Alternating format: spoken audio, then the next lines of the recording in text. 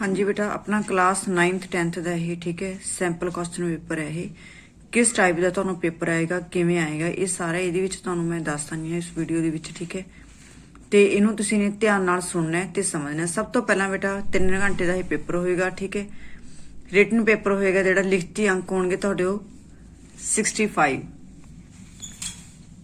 ਜਿਹੜਾ ਤੁਹਾਡਾ ਲਿਖਤੀ ਪੇਪਰ ਹੋਏਗਾ ਇਹ 65 ਨੰਬਰ ਦਾ ਹੋਏਗਾ। ਠੀਕ ਹੈ, ਅਸੈਸਮੈਂਟ ਹੋਏਗੀ ਜਿਹੜੀ ਤੁਹਾਡੀ ਇਹ 10 ਨੰਬਰ ਦੀ ਹੋਏਗੀ। ਕੁੱਲ ਜਿਹੜਾ ਪੇਪਰ ਹੈ ਤੁਹਾਡਾ ਪੰਜਾਬੀ ਏ ਦਾ ਇਹ 75 ਨੰਬਰ ਦਾ ਹੋਏਗਾ। ਠੀਕ ਹੈ, ਇਸੇ ਤਰ੍ਹਾਂ ਇਹ ਪੇਪਰ ਏ ਹੈ ਤੇ ਇਸੇ ਤਰ੍ਹਾਂ ਹੀ ਬੀ ਪੇਪਰ ਦੀ ਟੋਟਲ ਮਾਰਕਸ ਹੋਣਗੇ। ਠੀਕ ਹੈ ਬੇਟਾ, ਇਹ ਤੁਹਾਡਾ ਸੈਂਪਲ ਕੁਐਸਚਨ ਪੇਪਰ ਹੈ। ਇਹਨੂੰ ਦੇਖ ਕੇ ਤੁਹਾਨੂੰ ਪਤਾ ਲੱਗ ਜਾਊਗਾ ਵੀ ਤੁਹਾਡਾ ਪੰਜਾਬ ਬੋਰਡ ਦਾ ਜਿਹੜਾ ਪੇਪਰ ਉਹ ਕਿਸ ਤਰ੍ਹਾਂ ਦਾ ਆਏਗਾ। ਠੀਕ ਹੈ, ਸਭ ਤੋਂ ਪਹਿਲਾਂ ਦੋਨੋਂ ਪੇਪਰ ਦੇ ਵਿੱਚ ਪੰਜਾਬੀ ਏ ਤੇ ਬੀ ਦੇ ਵਿੱਚ ਸੁੰਦਰ ਲਿਖਾਈ ਦੇ 5 ਅੰਕ ਰਾਖਵੇਂ ਰੱਖੇ ਗਏ ਨੇ। ਠੀਕ ਹੈ, ਸਮਝੋ ਵੀ ਤੁਹਾਡਾ ਜਿਹੜਾ ਰਿਟਨ ਪੇਪਰ ਹੋਏਗਾ ਉਹ 60 ਮਾਰਕਸ ਦੇ ਤੇ 5 ਨੰਬਰ ਤੁਹਾਨੂੰ ਐਕਸਟਰਾ ਲਿਖਾਈ ਦੇ ਦਿੱਤੇ ਗਏ ਨੇ ਇਹਦੇ ਵਿੱਚ। ਠੀਕ ਹੈ, ਵਸਤੂਨਿਸ਼ਟ ਪ੍ਰਸ਼ਨ ਬਹੁਤ ਚੋਣਵੇਂ ਪ੍ਰਸ਼ਨ ਸੈਕੰਡ ਪਾਰਟ ਦੇ ਵਿੱਚ। ਠੀਕ ਹੈ, ਤੇ ਉਸ ਤੋਂ ਸਭ ਤੋਂ ਪਹਿਲਾਂ ਕੀ ਹੈ, ਸੋ ਕਿਉ ਮੰਦਾ ਆਖੀਏ ਸ਼ਬਦ ਵਿੱਚ ਮਨੁੱਖ ਨੂੰ ਕਿਸ ਨੂੰ ਮੰਦਾ ਕਹਿਣ ਤੋਂ ਵਰਜਿਆ ਗਿਆ ਹੈ। ਠੀਕ ਹੈ, ਭਾਂਡੇ ਨੂੰ ਕਿਹਾ ਗਿਆ, ਭੰਡੀ ਨੂੰ ਕਿਹਾ ਗਿਆ, ਇਸਤਰੀ ਨੂੰ ਜਾਂ ਭੰਡਾਰੀ ਨੂੰ। ਠੀਕ ਹੈ, ਕਿਹਨੂੰ ਕਿਹਾ ਗਿਆ, ਇਸਤਰੀ ਨੂੰ ਕਿਹਾ ਗਿਆ। 3 ਨੰਬਰ ਦੇ ਹੋਣਗੇ। ਠੀਕ ਹੈ, ਹਰੇਕ ਪਾਰਟ ਹੈ ਜਿਹੜਾ ਬੇਟਾ ਉਹ 5 ਨੰਬਰ ਦਾ ਹੋਏਗਾ। ਸਮਝ ਗਏ? ਕਿਉਂਕਿ ਜਿਹੜੇ ਵੀ ਪ੍ਰਸ਼ਨ ਨੇ ਨਾ, ਹੁਣ ਆਪਣੀ ਬੁੱਕ ਹੈ ਦੇਖੋ ਗੁਰਮਤ ਕਾਵ ਹੈ। ਠੀਕ ਹੈ, ਸਭ ਤੋਂ ਪਹਿਲਾਂ ਆਧੁਨਿਕ ਕਾਵ ਦੀ ਬੁੱਕ ਹੈ ਗੁਰਮਤ ਕਾਵ ਹੈ ਉਹਦੇ ਵਿੱਚ। ਠੀਕ ਹੈ, ਫਿਰ ਬੰਨਗੀ ਹੈ ਤੇ ਉਸ ਤੋਂ ਬਾਅਦ ਨਾਵਲ ਹੈ। ਠੀਕ ਹੈ, ਹਰੇਕ ਬੁੱਕ ਦੇ ਵਿੱਚੋਂ ਹਰੇਕ ਪਾਰਟ ਦੇ ਵਿੱਚੋਂ ਇੱਕ ਇੱਕ ਪ੍ਰਸ਼ਨ ਲਿਆ ਗਿਆ ਇਹਨਾਂ ਨੇ, ਵਾਰਤਕ ਭਾਗ ਦੇ ਵਿੱਚੋਂ, ਕਹਾਣੀ ਭਾਗ ਦੇ ਵਿੱਚੋਂ, ਇਕਾਂਗੀ ਦੇ ਵਿੱਚੋਂ ਤੇ ਨਾਵਲ ਦੇ ਵਿੱਚੋਂ। ਠੀਕ ਹੈ, ਤੇ ਜਿਹੜਾ ਆਪਣਾ ਆਧੁਨਿਕ ਕਾਵ ਹੈ ਉਹਦੇ ਵਿੱਚੋਂ ਗੁਰਮਤ ਕਾਵ ਹੋ ਜੇ, ਚਾਹੇ ਸੂਫੀ ਕਾਵ, ਕਿੱਸਾ ਕਾਵ ਤੇ ਵੀਰ ਕਾਵ। ਠੀਕ ਹੈ, ਇਹਨਾਂ ਚਾਰਾਂ ਦੇ ਵਿੱਚੋਂ ਕੋਈ ਵੀ ਇੱਕ ਪ੍ਰਸ਼ਨ ਪੁੱਛ ਸਕਦੇ ਨੇ।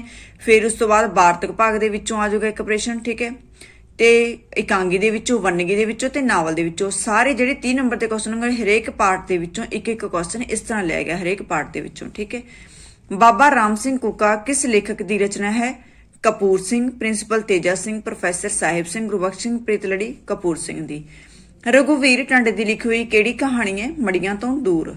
ਗੁਰਸ਼ਾਨ ਸਿੰਘ ਦਾ ਜਨਮ ਕਦੋਂ ਹੋਇਆ? ਹੁਣ ਦੇਖੋ ਇਹ ਆਪਣਾ ਇਹ ਰਾਈਟਰ ਬਾਰੇ ਵੀ ਪੁੱਛ ਸਕਦੇ ਨੇ। 16 ਸਤੰਬਰ 1928 ਈਸਵੀ ਦੇ ਵਿੱਚ। ਠੀਕ ਹੈ, ਕਟੜਾ ਮੋਤੀਰਾਮ ਨਾਵਲ ਇੱਕ ਹੋਰ ਨਵਾਂ ਸਾਲ ਜਾਣ ਵਾਲੀ ਸਵਾਰੀ ਕਿੱਥੋਂ ਆਈ ਸੀ? ਚੰਡੀਗੜ੍ਹ ਤੋਂ ਆਈ ਸੀ। ਠੀਕ ਹੈ, ਨਾਵਲ ਦੇ ਵਿੱਚੋਂ ਪੁੱਛ ਲਿਆ। ਇਕਾਂਗੀ, ਕਹਾਣੀ, ਵੰਨਗੀ ਸਾਰਿਆਂ ਦੇ ਵਿੱਚੋਂ ਪ੍ਰਸ਼ਨ ਪੁੱਛੇ ਨੇ ਬੇਟਾ ਇੱਕ ਇੱਕ। ਅੱਗੇ ਆ ਗਏ ਖਾਲੀ ਥਾਵਾਂ ਭਰੋ। ਇਹ ਵੀ ਪਾਰਟ ਆੜਾ ਪਾਰਟ ਹੋ ਗਿਆ, ਇਹ 5 ਨੰਬਰ ਦਾ ਹੋ ਗਿਆ। ਪਹਿਲਾਂ 5 ਨੰਬਰ ਦੇ ਬਹੁਤ ਚੋਣਵੇਂ ਪ੍ਰਸ਼ਨ, ਫਿਰ 5 ਨੰਬਰ ਦਾ ਇਹ ਹੋ ਗਿਆ। ਠੀਕ ਹੈ, ਗੁਰੂ ਅਰਜਨ ਦੇਵ ਜੀ ਦੀ ਹਰਮਨ ਪਿਆਰੀ ਬਾਣੀ ਕੀ ਹੈ? ਸੁਖਮਨੀ ਸਾਹਿਬ ਹੈ। ਡੈਸ਼ ਲਈ ਅਰਦਾਸ ਚੜ੍ਹਦੀ ਕਲਾ ਦਾ ਸਾਧਨ ਹੈ ਸਿੱਖ। ਕਰਤਾਰ ਸਿੰਘ ਸ਼ਿਕਾਰੀ ਕੁੱਤਿਆਂ ਨਾਲ ਸ਼ਿਕਾਰ ਖੇਡਦਾ ਸੀ। ਸਮੁੰਦਰੋਂ ਪਾਰ ਇਕਾਂਗੀ ਵਿੱਚ ਡੈਸ਼ ਘਟੀਆ ਆਚਰਣ ਦਾ ਮਾਲਕ ਸੀ। ਕੌਣ ਸੀ? ਹਰਦੇਵ ਬਾਜਵਾ। ਲੋਕ ਨਵਾਂ ਸਾਲ ਚੜ੍ਹਨ ਕਰਕੇ ਖੁਸ਼ੀਆਂ ਮਨਾ ਰਹੇ ਸਨ। ਕੀ ਚੜ੍ਹਨ ਕਰਕੇ? ਨਵਾਂ ਸਾਲ ਚੜ੍ਹਨ ਕਰਕੇ। ਹੁਣ ਇਹਦੇ ਵਿੱਚ ਵੀ ਦੇਖੋ ਬੇਟਾ ਸਾਰਿਆਂ ਦੇ ਵਿੱਚੋਂ ਇੱਕ ਇੱਕ ਪ੍ਰਸ਼ਨ ਪੁੱਛਿਆ ਗਿਆ। ਠੀਕ ਹੈ, ਹਰੇਕ ਪਾਰਟ ਦੇ ਵਿੱਚੋਂ। ਅੱਗੇ ਹੇਠ ਲਿਖਿਆਂ ਦਾ ਸਹੀ ਮਿਲਾਨ ਕਰੋ। ਸਤਿਗੁਰੂ ਨਾਨਕ ਪ੍ਰਗਟਿਆ ਕਿਹਨਾਂ ਦੀ ਰਚਨਾ ਲਿਖੀ ਹੋਈ ਹੈ? ਭਾਈ ਗੁਰਦਾਸ ਜੀ ਦੀ। ਠੀਕ ਹੈ, ਬੋਲੀ ਕਿਹਨਾਂ ਦੀ ਲਿਖੀ ਗਈ ਹੈ? ਸੁਜਾਨ ਸਿੰਘ ਦੀ। ਕੁਲਫੀ ਕਹਾਣੀ ਗੁਰਬਖਸ਼ ਸਿੰਘ ਦੀ। ਨਾਇਕ ਇਕਾਂਗੀ ਕਿਹਨਾਂ ਨੇ ਲਿਖੀ ਹੋਈ ਹੈ? ਗੁਰਸ਼ਨ ਸਿੰਘ ਨੇ। ਇੱਕ ਹੋਰ ਨਵਾਂ ਸਾਲ ਕਿਹਨਾਂ ਦਾ ਲਿਖਿਆ ਹੈ? ਨਿਰੰਜਨ ਤਿਸਨੀਮ ਦੇ ਲਿਖਿਆ ਹੋਇਆ। ਠੀਕ ਹੈ ਬੇਟਾ, ਤੇ ਉਸ ਤੋਂ ਬਾਅਦ ਇਹਨਾਂ ਦੇ ਨਾਲ ਆਨਸਰ ਵੀ ਨੇ ਸੋਲਵ ਕਰਕੇ ਦਿੱਤਾ ਹੋਇਆ ਇਹ ਪੇਪਰ। ਠੀਕ ਹੈ, ਹੇਠ ਲਿਖਿਆ ਵਿੱਚੋਂ ਕਿਹੜੇ ਕਥਨ ਸਹੀ ਹਨ ਤੇ ਕਿਹੜੇ ਗਲਤ, ਇਹ ਤੁਸੀਂ ਨੇ ਦੇਖਣੇ ਨੇ। ਠੀਕ ਹੈ, ਭਾਈ ਗੁਰਦਾਸ ਜੀ ਨੇ ਪੰਜਾਬੀ ਵਿੱਚ 40 ਵਾਰਾਂ ਲਿਖੀਆਂ, ਬਿਲਕੁਲ ਸਹੀ। ਬੰਦੇ ਲਈ ਅਰਦਾਸ ਇੱਕ ਜ਼ਰੂਰੀ ਵਸਤੂ ਨਹੀਂ ਹੈ, ਗਲਤ। ਮਹਾਰਾਣੀ ਨੇ ਬੰਬ ਬਹਾਦਰ ਨੂੰ ਮਾਤਾ ਜੀ ਦੇ ਬੱਚਿਆਂ ਦਾ ਘੱਟ ਹੋਣ ਨੂੰ ਸਹੀ ਦੱਸਿਆ, ਗਲਤ। ਥਾਣੇਦਾਰ ਵੀਰਾਂ ਵਾਲੀ ਦੀ ਇੱਕ ਖਚਰੀ ਜਨਾਨੀ ਸਮਝਦਾ ਸੀ, ਸਹੀ। ਬੰਤੇ ਦੇ ਇੱਕ ਮੁੰਡਾ 2 ਕੁੜੀਆਂ ਸਨ, ਬਿਲਕੁਲ ਸਹੀ। ਠੀਕ ਹੈ, ਇਹ ਆਪਣਾ ਸੱਸਾ ਪਾਰਟ ਹੋ ਗਿਆ। ਅੱਗੇ ਆ ਜਾਓ ਹਾਹਾ। ਹੇਠ ਲਿਖੇ ਵਾਕ ਪੂਰੇ ਕਰਨੇ ਨੇ। ਫਿਰ ਤੁਸੀਂ ਨੇ ਇਹ ਵੀ 5 ਨੰਬਰ ਦਾ ਪਾਰਟ ਹੋਏਗਾ। ਠੀਕ ਹੈ, ਪਵਨ ਗੁਰੂ, ਪਾਣੀ ਪਿਤਾ, ਮਾਤਾ ਧਰਤ ਮਹੱਤ, ਇਹ ਤੁਸੀਂ ਨੇ ਅਧੂਰੇ ਵਾਕ ਨੇ ਜਿਹੜੇ ਉਹ ਕੰਪਲੀਟ ਕਰਨੇ ਹੋਣਗੇ। ਲੱਖ ਨਗਾਰੇ ਵੱਜਣ ਆਮੋ ਸਾਹਮਣੇ।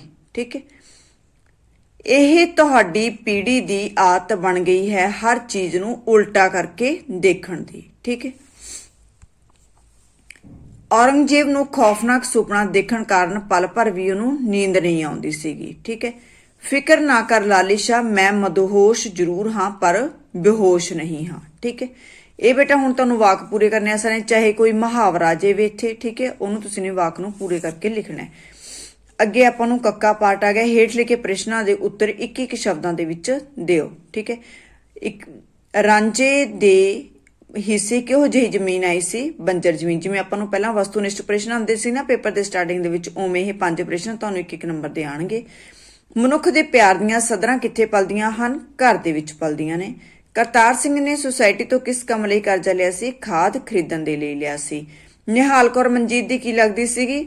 ਸੱਸ ਲੱਗਦੀ ਸੀ। ਬਸੰਤ ਪੰਚਮੀ ਵਾਲੇ ਦਿਨ ਬੰਤਾ ਆਪਣੀ ਬੇਬੇ ਅਤੇ ਪਤਨੀ ਨੂੰ ਕਿੱਥੇ ਲੈ ਕੇ ਗਿਆ ਸੀ? ਛੇਹਰਟਾ ਗੁਰਦੁਆਰਾ ਸਾਹਿਬ ਲੈ ਕੇ ਗਿਆ ਸੀਗਾ। ਠੀਕ ਹੈ। ਫਿਰ ਉਸ ਤੋਂ ਬਾਅਦ ਬੇਟਾ ਤੁਹਾਡਾ ਹੈਗਾ 3rd ਪਾਰਟ। ਹੇਠ ਲਿਖੇ ਕਾਵਿ ਟੋਟਿਆਂ ਵਿੱਚੋਂ ਕਿਸੇ ਇੱਕ ਦੀ ਪ੍ਰਸੰਗ ਸਹਿਤ ਵਿਆਖਿਆ ਕਰਨੀ ਹੈ। ਠੀਕ ਹੈ। 2 ਤੁਹਾਨੂੰ ਕਾਵਿ ਟੋਟੇ ਪੁੱਛੇ ਜਾਣਗੇ, ਉਹਨਾਂ ਦੋਨਾਂ ਦੇ ਵਿੱਚੋਂ ਕਿਸੇ ਇੱਕ ਦੀ ਜਿਹੜੀ ਪ੍ਰਸੰਗ ਸਹਿਤ ਵਿਆਖਿਆ ਤੁਸੀਂ ਨੇ ਕਰਨੀ ਹੈ। ਠੀਕ ਹੈ, ਲਿਖਣੀ ਹੈ। ਉਹ ਹੋਏਗੀ 2 ਨੰਬਰ ਦਾ ਪ੍ਰਸੰਗ ਹੋਏਗਾ ਤੇ 3 ਨੰਬਰ ਦੀ ਵਿਆਖਿਆ ਹੋਏਗੀ। ਟੋਟਲ 5 ਨੰਬਰ ਦੀ ਪ੍ਰਸੰਗ ਸਹਿਤ ਵਿਆਖਿਆ ਹੋਏਗੀ। ਠੀਕ ਹੈ। ਫਿਰ ਉਸ ਤੋਂ ਬਾਅਦ 2 ਤੁਹਾਨੂੰ ਕੇਂਦਰੀ ਭਾਵ ਆਣਗੇ। ਠੀਕ ਹੈ। 2 ਕੇਂਦਰੀ ਭਾਵ ਦੇ ਵਿੱਚੋਂ ਕੋਈ ਇੱਕ ਕੇਂਦਰੀ ਭਾਵ ਕਰਨਾ, 4 ਨੰਬਰ ਦਾ ਉਹ ਕੇਂਦਰੀ ਭਾਵ ਹੋਏਗਾ। ਪਹਿਲਾਂ ਤੁਹਾਨੂੰ ਵੀਡੀਓ ਬਣਾ ਕੇ ਦੱਸਤਾ ਮੈਨੇ ਵੀ ਕਿਹੜੇ ਚੀਜ਼ ਕਿੰਨੇ ਮਾਰਕਸ ਦੀ ਆਏਗੀ। ਠੀਕ ਹੈ। ਫਿਰ ਉਸ ਤੋਂ ਬਾਅਦ ਹੇਠ ਲਿਖੇ ਵਾਰਤਕ ਲੇਖ ਜਾਂ ਕਹਾਣੀ ਵਿੱਚੋਂ ਕਿਸੇ ਇੱਕ ਦਾ ਸਾਰ। ਠੀਕ ਹੈ। ਚਾਹੇ ਤਾਂ ਤੁਸੀਂ ਵਾਰਤਕ ਲੇਖ ਦੇ ਸਾਰ ਯਾਦ ਕਰ ਸਕਦੇ ਹੋ, ਚਾਹੇ ਤੁਸੀਂ ਕਹਾਣੀਆਂ ਦੇ ਸਾਰ ਕਰ ਸਕਦੇ ਹੋ, ਤੁਹਾਨੂੰ ਆਪਸ਼ਨ ਹੈ। ਠੀਕ ਹੈ। ਇੱਕ ਵਾਰਤਕ ਭਾਗ ਦੇ ਵਿੱਚੋਂ ਸਾਰ ਆਏਗਾ। ਠੀਕ ਹੈ। ਇੱਕ ਆਏਗਾ ਕਹਾਣੀਆਂ ਦੇ ਵਿੱਚੋਂ। ਦੋਨੇ ਜਿਹੜਾ ਪਾਠ ਤੁਹਾਨੂੰ ਸੌਖਾ ਲੱਗਦਾ, ਜੇ ਕਹਾਣੀਆਂ ਦੇ ਸਾਰ ਸੌਖੇ ਲੱਗਦੇ ਨੇ ਉਹ ਕਰ ਸਕਦੇ ਹੋ, ਜੇ ਵਾਰਤਕ ਭਾਗ ਦੇ ਸਾਰ ਤੁਹਾਨੂੰ ਸੌਖੇ ਲੱਗਦੇ ਨੇ ਤੁਸੀਂ ਉਹ ਕਰ ਸਕਦੇ ਹੋ। 5 ਨੰਬਰ ਦੇ ਹੋਣਗੇ। ਠੀਕ ਹੈ। ਫਿਰ 6th ਪਾਰਟ ਤੇ ਆਏਗਾ ਹੇਠ ਲਿਖੇ ਪ੍ਰਸ਼ਨਾਂ ਵਿੱਚੋਂ ਕਿਸੇ 2 ਪ੍ਰਸ਼ਨਾਂ ਦੇ ਉੱਤਰ ਸੰਖੇਪ ਵਿੱਚ ਲਿਖੋ। ਠੀਕ ਹੈ। ਤੁਹਾਨੂੰ ਕੋਈ 4 ਪ੍ਰਸ਼ਨ ਪੁੱਛੇ ਜਾਣਗੇ, ਉਹਨਾਂ ਦੇ ਵਿੱਚੋਂ ਕਿਸੇ 2 ਪ੍ਰਸ਼ਨਾਂ ਦੇ ਉੱਤਰ ਦੇਣੇ ਨੇ। 2 ਨੰਬਰ ਦਾ ਇੱਕ ਪ੍ਰਸ਼ਨ ਉੱਤਰ ਹੋਏਗਾ। ਠੀਕ ਹੈ। ਟੋਟਲ ਇਹ 4 ਮਾਰਕਸ ਦੇ ਹੋਣਗੇ ਤੁਹਾਡੇ। ਫਿਰ ਨੈਕਸਟ ਬੇਟਾ ਹੇਠ ਲਿਖੇ 7th ਪਾਰਟ। ਹੇਠ ਲਿਖੇ ਪਾਤਰਾਂ ਵਿੱਚੋਂ ਕਿਸੇ ਇੱਕ ਦਾ ਪਾਤਰ ਚਿਤਰਣ ਲਗਭਗ 100 ਸ਼ਬਦਾਂ ਦੇ ਵਿੱਚ ਲਿਖੋ। ਹੁਣ ਸੁਣਿਓ ਬੇਟਾ ਧਿਆਨ ਨਾਲ, ਇਹ ਤੁਹਾਨੂੰ ਸਾਰੇ ਕੀ ਨੇ? ਇਕਾਂਗੀ ਤੇ ਨਾਵਲ ਦੇ ਵਿੱਚੋਂ ਪਾਤਰ ਚਿਤਰਣਗੇ। ਜਿਹੜਾ ਪਾਰਟ ਤੁਹਾਨੂੰ ਸੌਖਾ ਲੱਗਦਾ, ਜੇ ਤੁਹਾਨੂੰ ਇਕਾਂਗੀਆਂ ਦੇ ਪਾਤਰ ਚਿਤਰਨ ਸੌਖੇ ਲੱਗਦੇ ਨੇ ਤੁਸੀਂ ਉਹ ਕਰ ਸਕਦੇ ਹੋ, ਜੇ ਤੁਹਾਨੂੰ ਨਾਵਲ ਦੇ ਪਾਤਰ ਚਿਤਰਨ ਸੌਖੇ ਲੱਗਦੇ ਨੇ ਉਹ ਕਰ ਸਕਦੇ ਹੋ। ਠੀਕ ਹੈ। ਜੀਨਤ ਉਲ ਨਿਸਾ ਇਕਾਂਗੀ ਜਫਰਨਾਮਾ, ਥਾਣੇਦਾਰ ਇਕਾਂਗੀ ਬੰਬ ਕੇਸ, ਫੁੰਮਣ ਇਕਾਂਗੀ ਨਹੀਂ ਹੈਗਾ, ਇਹ ਨਾਵਲ ਹੈ। ਨਾਵਲ ਇੱਕ ਹੋਰ ਨਵਾਂ ਸਾਲ, ਅਸ਼ਕ ਇੱਕ ਹੋਰ ਨਵਾਂ ਸਾਲ। 2 ਤੁਹਾਨੂੰ ਨਾਵਲ ਦੇ ਵਿੱਚੋਂ ਪ੍ਰਸ਼ਨ ਉੱਤਰ ਪਾਤਰ ਚਿਤਰਨ ਪੁੱਛੇ ਗਏ ਨੇ। ਠੀਕ ਹੈ। ਤੇ 2 ਇਕਾਂਗੀਆਂ ਦੇ ਵਿੱਚੋਂ। ਹੁਣ ਜਿਹੜਾ ਪਾਠ ਤੁਹਾਨੂੰ ਸੌਖਾ ਲੱਗਦਾ, ਜੇ ਤੁਹਾਨੂੰ ਇਕਾਂਗੀਆਂ ਦੇ ਪਾਤਰ ਚਿਤਰਨ ਸੌਖੇ ਲੱਗਦੇ ਨੇ ਉਹ ਕਰ ਲਓ, ਚਾਹੇ ਨਾਵਲ ਦੇ ਕਰ ਲਓ। ਠੀਕ ਹੈ। 4 ਆਣਗੇ, 4 ਦੇ ਵਿੱਚੋਂ ਕੋਈ ਤੁਸੀਂ ਨੇ ਇੱਕ ਪਾਤਰ ਚਿਤਰਨ ਲਿਖਣਾ ਹੋਏਗਾ 6 ਨੰਬਰ ਦਾ। ਸਮਝ ਗਏ? ਨੈਕਸਟ ਆਣਗੀਆਂ ਤੁਹਾਨੂੰ 8th ਪਾਰਟ ਤੇ ਆਣਗੀਆਂ ਹੇਠ ਲਿਖਿਆ ਵਾਰਤਾਲਾਪਾਂ ਵਿੱਚੋਂ ਕਿਸੇ ਇੱਕ ਵਾਰਤਾਲਾਪ ਦੇ ਪ੍ਰਸ਼ਨਾਂ ਦੇ ਉੱਤਰ ਲਿਖਣੇ ਨੇ। ਠੀਕ ਹੈ। ਕੋਈ ਇੱਕ ਵਾਰਤਾਲਾਪ ਦੇ ਪ੍ਰਸ਼ਨਾਂ ਦੇ ਉੱਤਰ ਲਿਖਣੇ ਨੇ, ਵਾਰਤਾਲਾਪ ਪੜ੍ਹਨੀ ਹੈ, ਫਿਰ ਉਹਦੇ 3 ਪ੍ਰਸ਼ਨ ਹੋਣਗੇ, 3 ਨੰਬਰ ਦੀ ਇਹ ਵਾਰਤਾਲਾਪ ਹੋਏਗੀ। ਠੀਕ ਹੈ। ਫਿਰ ਨੈਕਸਟ 9th ਪਾਰਟ ਤੇ ਹੇਠ ਲਿਖੇ ਵਾਰਤਾਲਾਪਾਂ ਵਿੱਚੋਂ ਕਿਸੇ ਇੱਕ ਦੀ ਪ੍ਰਸੰਗ ਸਹਿਤ ਵਿਆਖਿਆ ਕਰਨੀ, ਉਹ ਆਪਾਂ ਨੂੰ ਨਾਵਲ ਦੇ ਵਿੱਚੋਂ ਆਣਗੇ। 1 ਨੰਬਰ ਦਾ ਪ੍ਰਸੰਗ ਹੋ ਗਿਆ, 2 ਨੰਬਰ ਦੀ ਵਿਆਖਿਆ, ਟੋਟਲ 3 ਨੰਬਰ ਦਾ ਇਹ ਹੋਏਗਾ ਤੁਹਾਡਾ। ਇਹ ਸੀ ਬੇਟਾ ਤੁਹਾਡਾ ਪੰਜਾਬੀ A ਦੇ ਪੇਪਰ ਦਾ ਸੈਂਪਲ ਕੁਐਸਚਨ ਪੇਪਰ। ਠੀਕ ਹੈ। ਇਸ ਦੇ ਅਕੋਰਡਿੰਗ ਹੀ ਤੁਸੀਂ ਨੇ ਫਾਈਨਲ ਐਗਜ਼ਾਮ ਦੀ ਤਿਆਰੀ ਕਰਨੀ ਹੈ।